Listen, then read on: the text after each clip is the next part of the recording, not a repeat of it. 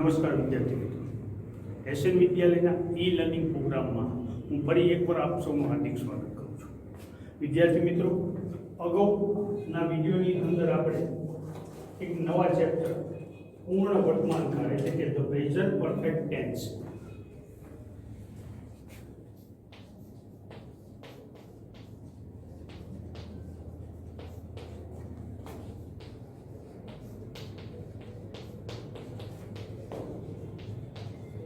Present perfect tense એટલે કે પૂર્ણ વર્તમાન કાળ એના વિશે શરૂઆત કરી. અગાઉના વિડીયોની અંદર આપણે વિદ્યાર્થી મિત્રો આ પૂર્ણ વર્તમાન કાળ ક્યારે વપરાય એના વિશે આપણે માહિતી મેળવી. તો કે ક્યારે વપરાય, તો કે પૂર્ણ વર્તમાન કાળ કોઈ ક્રિયા તરતમાં જ પૂરી થઈ ગઈ હોય, તરતમાં હમણાં જ પૂરી થઈ ગઈ હોય એવી ક્રિયાને દર્શાવવા માટે પૂર્ણ વર્તમાન કાળ વપરાય. એ સિવાય ભૂતકાળની અંદર કોઈ ક્રિયા પૂરી થઈ ગઈ હોય અને એ ક્રિયાની અસર ભલે પૂરી થઈ ગઈ હોય ભૂતકાળની અંદર, પણ એ ક્રિયાની અસર અત્યારે બોલતી વખતે કરતા અનુભવતો હોય, એટલે કે બોલતી વખતે એ ક્રિયાની અસર ચાલુ હોય, તો એવી ક્રિયા માટે પણ આપણે પૂર્ણ વર્તમાન કાળ વાપરીએ છીએ. એ સિવાય આપણે જોયું કે કોઈ ભૂતકાળમાં પૂરી થઈ ગયેલી ક્રિયા છે પણ એનો કોઈ ચોક્કસ સમય આપણને આપેલો ન હોય, તો એવી ક્રિયા માટે પણ આપણે પૂર્ણ વર્તમાન કાળ વાપરીએ છીએ. આપણે ઉદાહરણ જોયું હતું કે I have lost my pen, તો કે મેં મારી પેન ખોઈ નાખી. પણ અહીંયા વાક્યની અંદર આપણને કોઈ સમય બતાવેલો નથી. ક્યારે ખોવાઈ છે, ક્યારે ખોઈ નાખી છે એવો કોઈ સમય આપણને વાક્યની અંદર બતાવેલો નથી. જો આવી રીતે ભૂતકાળની અંદર ક્રિયા થઈ ગઈ હોય પણ એનો કોઈ ચોક્કસ સમયનો ઉલ્લેખ વાક્યમાં કરવામાં આવેલો ન હોય તો પૂર્ણ વર્તમાન કાળ વપરાય. પણ I lost my pen yesterday, અહીંયા આપણને યસ્ટરડે ખોવાયાનો સમય આપેલો છે, ગઈકાલે એક સમય આપી દીધો છે. જો સમય આપેલો હોય તો એવી ક્રિયા માટે આપણે સાદો ભૂતકાળ વાપરીએ. સાદો ભૂતકાળ શું કામ, તો કે અહીંયા આપણને સમય આપી દીધો છે. I have lost my pen, તો અહીંયા આપણને સમય આપેલો નથી એટલે પૂર્ણ વર્તમાન કાળ. જો સમય આપી દીધો છે આપણને, નીચેના વાક્યમાં આપણને એ ક્રિયાનો સમય આપ્યો છે કે I lost my pen yesterday, ગઈકાલે, તો અહીંયા સમય આપી દીધો છે એટલે સાદો ભૂતકાળ અને સમય ન આપેલો હોય તો પૂર્ણ વર્તમાન કાળ આપણે વાપરવાનો છે.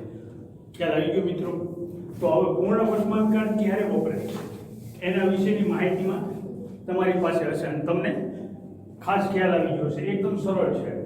તો આજે આપણે અગાઉના વિડીયોની અંદર છેલ્લે મેં કીધું હતું કે આપણે એક ટુ પ્લે ક્રિયાપદ દ્વારા પૂર્ણ વર્તમાન કાળનું સ્વરૂપ ત્રણેય પુરુષો સાથે સમજી લઈએ. કે આપણે કે પ્લે ક્રિયાપદ દ્વારા આપણે ટુ પ્લે ક્રિયાપદ દ્વારા ત્રણેય પુરુષ, પ્રથમ પુરુષ, બહુવચન, બીજો પુરુષ અને ત્રીજો પુરુષ દ્વારા પૂર્ણ વર્તમાન કાળનું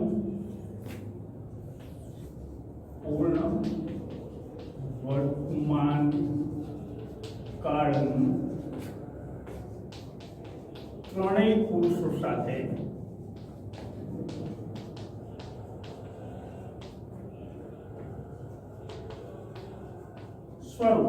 સ્વરૂપ એટલે આપણે એક પ્રકારની વાક્ય રચના થઈ જાય કે કેવી રીતે છે. એમાં આપણે પ્રથમ પુરુષ, બીજો પુરુષ અને ત્રીજો પુરુષ આ ત્રણેય પુરુષો આપણે દરેક કાળની અંદર ટુ પ્લે ક્રિયાપદ દ્વારા એની વાક્ય રચનાઓ આપણે જોઈ છે. એવી જ રીતે અહીંયા પણ પૂર્ણ વર્તમાન કાળની આપણે એક વાક્ય રચના જોઈ લઈએ. તો આપણે પ્રથમ પુરુષ પુરુષમાં કોનો સમાવેશ થાય, તો કે આઈ. તો આઈની સાથે આપણે હેવ વાપરશું અને પ્લે ક્રિયાપદનું ભૂતકૃત સ્વરૂપ પ્લે. સમજાય? આ થયું એક વચન. હવે આનું બહુવચન થશે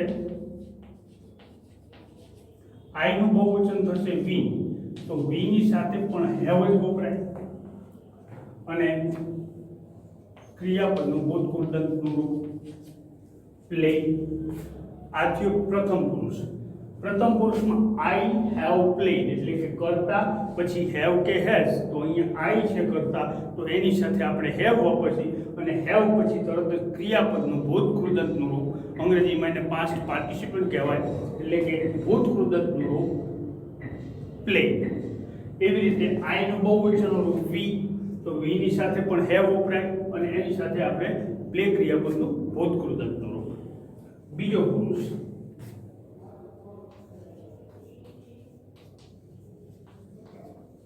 તો બીજા પુરુષની અંદર કોનો સમાવેશ થાય? યુ. તો આપણે યુ ની સાથે શું વાપરશી? હેવ કે હેઝ માંથી હેવ, તો યુ હેવ PLAYED પ્લેડ. તો યુ નું બહુવચન પણ યુઝ રહે, તો એની સાથે હેવ અને ક્રિયાપદનું ભૂતકૃદંતનું રૂપ. આથી આપણે બીજો પુરુષ. હવે આપણે ત્રીજો પુરુષ લઈએ. તો ત્રીજા પુરુષની અંદર આપણે ત્રણ આવશે કર્તા તરીકે, હી, સી અને ઇટ. આ ત્રણ સર્વનામ આવશે, હી, સી અને આ ઇટ. આ ત્રણ આવશે. હી છે એ નર જાતિ માટે, સી છે એ નારી જાતિ માટે અને ઇટ છે એ નાન્યતર જાતિ માટે. તો આપણે હી ની સાથે હેઝ વાપરશું અને પછી ક્રિયાપદનું ભૂતકૃદંતનું રૂપ. તો એવી રીતે સી ની સાથે પણ હેઝ વાપરશી, ક્રિયાપદનું ભૂતકૃદંતનું રૂપ. એવી રીતે ઇટ ની સાથે પણ હેઝ વાપરી અને ક્રિયાપદનું ભૂતકૃદંતનું રૂપ. ટૂંકમાં આપણે ત્રીજા પુરુષ એક વચનની અંદર આપણે હેઝ વાપરવાનું છે, બાકીના બધા જ પુરુષો સાથે આપણે હેવ વાપરીએ. ત્રીજા પુરુષ એક વચન માટે જ હેઝ વાપરવાનું છે. તો આ ત્રણેયનું બહુવચન છે, ત્રણેયનું બહુવચન થશે દે, અને એની સાથે બહુવચન છે એટલે એની સાથે હેવ વપરાશે અને પછી ક્રિયાપદનું ભૂતકૃદંતનું. સમજાયું મિત્રો? ટૂંકમાં તમારે શું યાદ રાખવાનું છે? તો કે આ પ્રમાણે જો આપણે કર્તા એક વિશેષ નામ હોય, એટલે કે કર્તા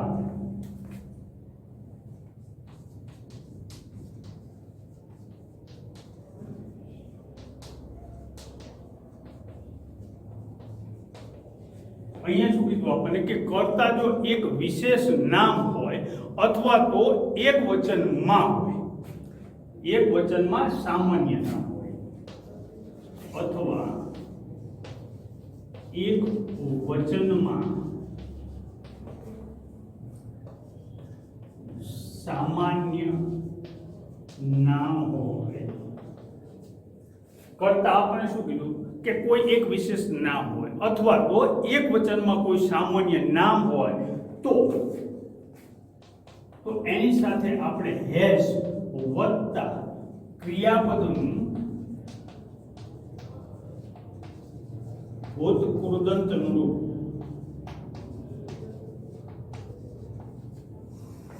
કરતા આપણે જો કોઈ એક નામ હોય અથવા તો એક વચનમાં કોઈ સામાન્ય નામ હોય, તો આપણે એની સાથે હેઝ વાપરવાનું અને હેઝ સાથે ક્રિયાપદનું ભૂતકૃદંતનું રૂપ વાપરવાનું. પણ જો કરતા એક થી બે વધુ વિશેષ નામ હોય અથવા તો બહુવચનમાં સામાન્ય નામ હોય, કરતા બે કે તેથી વધુ, બે કે તેથી વધુ વિશેષ નામ હોય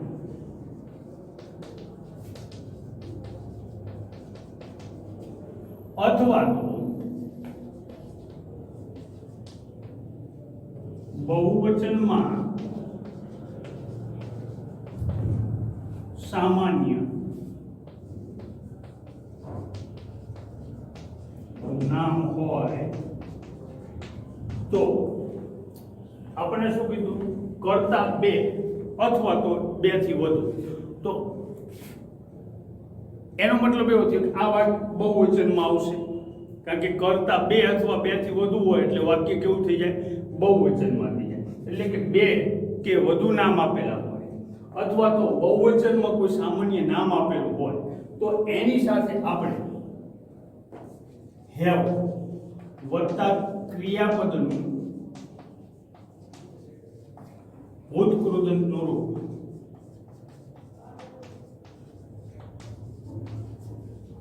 સમજાયું. કર્તા એક વિશેષ નામ, આ બધા સર્વનામ છે. આઈ, વી, યુ, હી, સી, ઇટ અને દે આ બધા શું છે? સર્વનામ છે.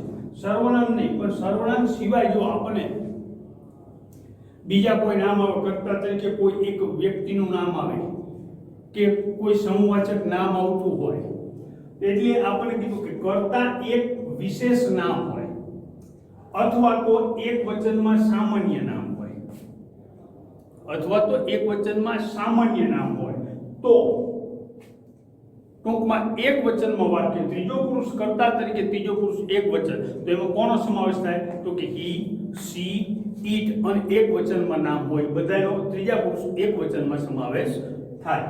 તો અહીંયા ત્રીજા પુરુષ એક વચનમાં સમાવેશ થાય એની સાથે આપણે હેઝ અને ક્રિયાપદનું ભૂતકૃદંતનું રૂપ વાપરવાનું.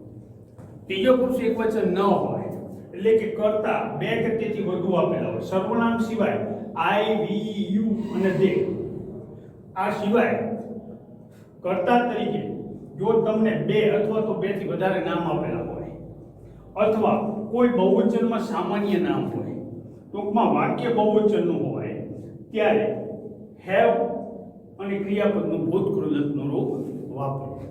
આપણે ઉદાહરણ દ્વારા સમજી લઈએ તો કે I have seen Sultan. I have seen Sultan. I have seen Sultan એટલે કે મેં સુલતાન જોઈ છે.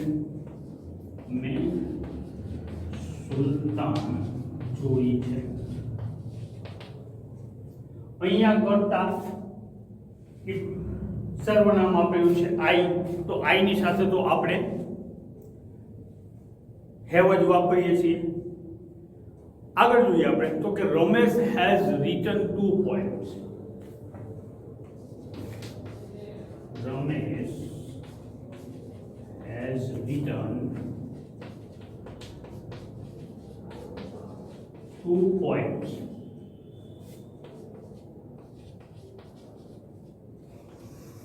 તો અહીંયા આપણને કરતા જો એક વિશેષ નામ આપેલું છે રમેશ.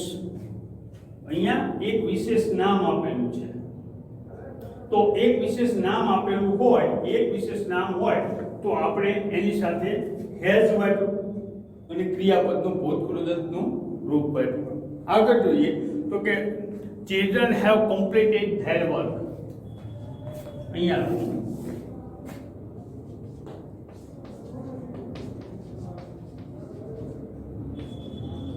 have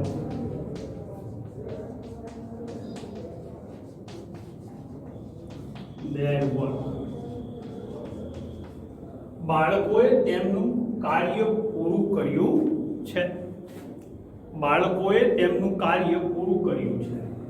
તો અહીંયા આપણને એક સામાન્ય નામ આપેલું છે બહુવચનમાં છે ચિલ્ડ્રન એટલે કે બાળકો.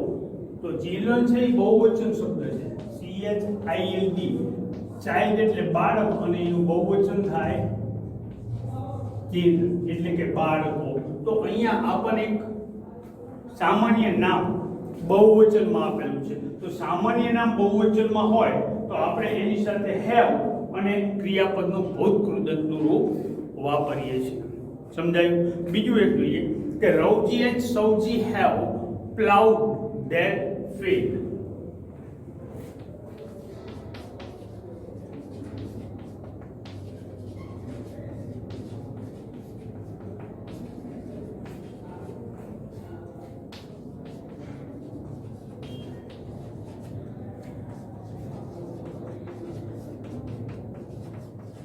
રવજી અને સૌજીએ તેમનું ખેતર ખેડ્યું છે. તો અહીંયા આપણને કર્તા તરીકે બે કે તેથી વધુ સામાન્ય નામ હોય તો અહીંયા કર્તા તરીકે એક રવજી નામ છે અને બીજું એક સવજી નામ છે. તો અહીંયા આપણને નામ સામાન્ય આપણે જે વિશેષ નામ આપ્યા છે એ વિશેષ નામ કેટલા છે? 2 છે. તો અહીંયા 2 કે 2 થી વધુ વિશેષ નામ હોય ત્યારે આપણે એની સાથે હેવ અને ક્રિયાપદનું ભૂતકૃદંતનું રૂપ વાપરીએ છીએ. સમજાઈ ગયું વિદ્યાર્થી મિત્રો? તો એની વાક્ય રચના આપણે કેવી રીતે કરીએ એમાં તમને ખાસ ખ્યાલ આવી ગયો. તો હવે વિદ્યાર્થી મિત્રો આપણે પૂર્ણ વર્તમાનકાળની અંદર અત્યાર સુધી જોયું કે ક્રિયાપદનું ભૂતકૃદંતનું આપણે મૂકીએ છીએ.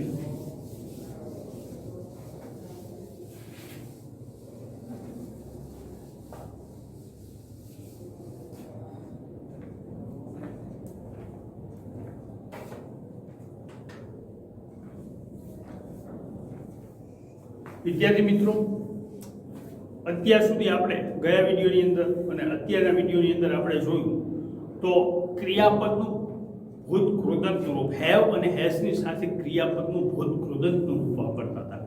તો એ ભૂતકૃદંતનું રૂપ કેવી રીતે બને છે? તો ખાસ એના એવા નિયમો નથી, પણ છતાં આપણે કેટલાક એવા નિયમો જોઈએ કે કેવી રીતે ક્રિયાપદનું ભૂતકૃદંતનું રૂપ બને છે. તો કેટલાક એવા ક્રિયાપદો છે જે ક્રિયાપદોના મૂળ રૂપ જેવા જ એના ભૂતકૃદંતના રૂપ હોય છે.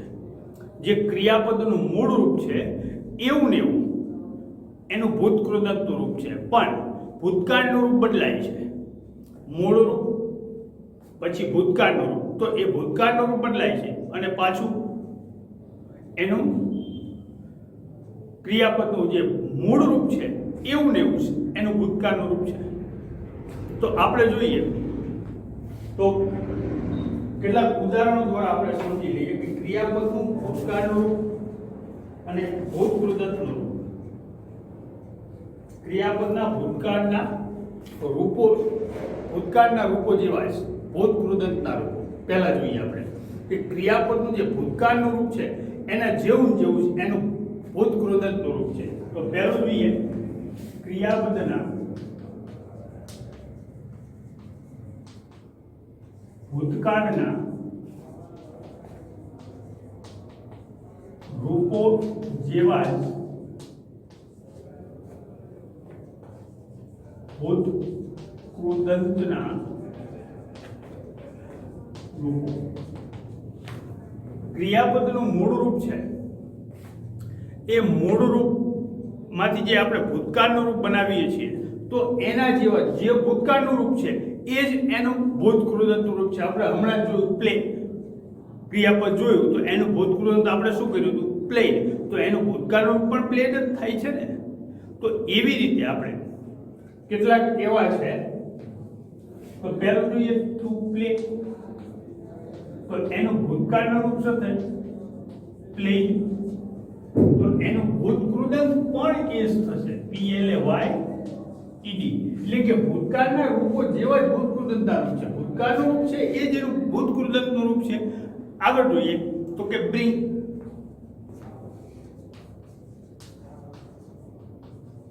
BRING. તો એનું ભૂતકાળનું રૂપ થશે બ્રોટ. BROUGHT. તો એનું ભૂતકૃદંતનું રૂપ પણ બ્રોટ થશે, કારણ કે જે ભૂતકાળનું રૂપ છે એ જ એનું ભૂતકૃદંતનું રૂપ છે. આગળ જોઈએ તો કે BUILD. BUILD. તો અહીંયા BUILD તો એનું ભૂતકાળનું રૂપ થશે BUILT. BUILT.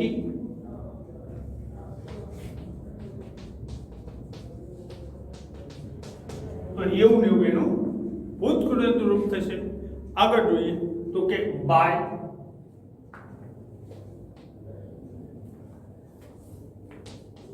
Two by. તો એનું ભૂતકાળનું રૂપ શું થશે? બોટ. BOUGHT. તો જેવું ભૂતકાળનું રૂપ છે એવું ને એવું એનું ભૂતકૃદંતનું રૂપ થશે બોટ. સમજાઈ ગયું વિદ્યાર્થી મિત્રો? કે આગળ એક ઉદાહરણ જોઈએ આપણે તો કે ટુ લીવ, તો અહીંયા લેફ્ટ, તો એનું ભૂતકૃદંતનું પણ લેફ્ટ જ થશે. એટલે ટૂંકમાં જે ભૂતકાળના રૂપો છે ક્રિયાપદના એ જ એના ભૂતકૃદંતના રૂપો છે. તો હવે આગળ જોઈએ તો કે ક્રિયાપદના રૂપમાં આઈને એ કરવાથી ભૂતકાળનું રૂપ બને છે. ક્રિયાપદનું જે મૂળ રૂપ છે એ મૂળ રૂપની અંદર આપણે આઈ આપેલો હોય અને એનો એ કરી એટલે ભૂતકાળનું રૂપ બને. ક્રિયાપદના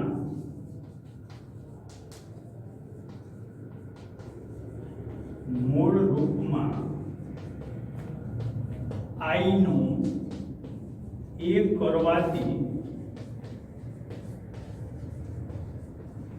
ભૂતકાળનું રૂપ બને. અહીંયા શું કીધું કે ક્રિયાપદના મૂળ રૂપમાં આઈનો એ કરવાથી ભૂતકાળનું રૂપ બને. ખાસ યાદ રાખજો, ભૂતકાળનું રૂપ બને છે.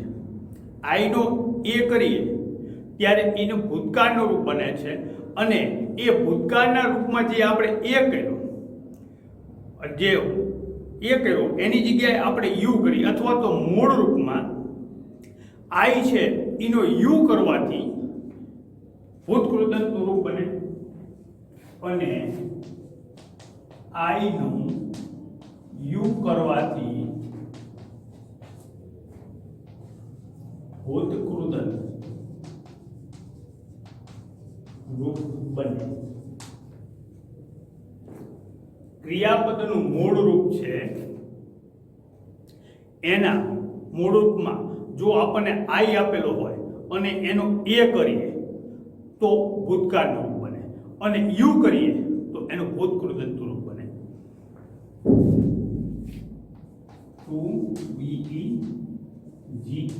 બીગલ. તો અહીંયા આપણને આઈ આપેલો છે. આઈ નો આપણે એ કરશું તો શું બનશે? ભૂતકાળનું બીગલ. બીગલ. હવે આપણે આઈ નો યુ કરી તો શું બનશે? ભૂતકૃદંત રૂપ બીગલ. સમજાયું? બીજું ઉદાહરણ જોઈએ તો કે ટુ ડ્રિંક. તો અહીંયા આપણને આઈ આપેલો છે. આઈ નો આપણે એ કરશી તો આપણને શું મળશે? ભૂતકાળનું રૂપ DRANK. આઈ હતો એનો એ કર્યો તો શું મળ્યું?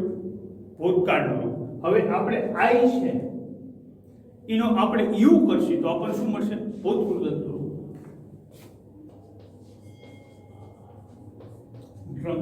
એટલે કે ભૂતકૃદંત રૂપ. સમજાય? આગળ જોઈએ આપણે તો રિંગ. તો અહીંયા આપણને આઈ આપેલો છે. ચલો આઈ નું એ કરશી તો શું મળશે? ભૂતકૃદંત રૂપ મળશે એટલે ભૂતકાળનું રૂપ. RANG રેંગ અને આઈ નું આપણે યુ કરશી તો આપણે ભૂતકૃદંત રૂપ મળશે રંગ. સમજાય? આગળ જોઈએ આપણે સિંગ.